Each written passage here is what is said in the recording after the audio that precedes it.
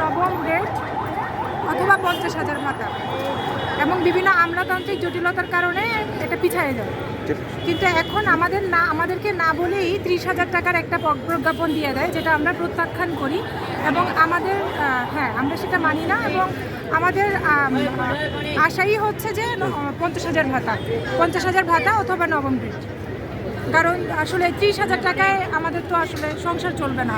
আমাদের পড়াশোনা আছে, আমাদের পরীক্ষার ফি আছে, বাচ্চা কাচ্চা আছে, পরিবার আছে।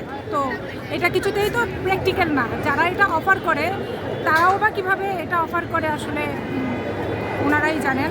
কিন্তু আমরা চাই যে আমাদের দাবিটা মেনে নেওয়া হোক, আমরা আসলে কাজে ফিরতে চাই।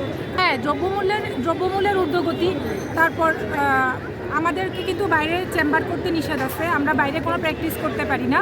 আমাদের এটাই হচ্ছে আমাদের টোটাল ইনকামের উৎসটাই। তো সেটাই যদি হবে তাহলে তো 30,000 টাকায় এটা অসম্ভব। 30,000 টাকায় জীবনযাপন অসম্ভব, এটা কিছুতেই সম্ভব না। রুগীর ভোগান্তি আমরা আসলে কাউকেই কোনো রকমের জিম্মি করতে চাই না। আমাদেরও কষ্ট হচ্ছে। এখানে সারা বাংলাদেশ থেকে ডক্টররা আসছে। আমরা কাজে ফিরতে চাই, আমাদের দাবিটা মেনে নিলেই আমরা কাজে ফিরব।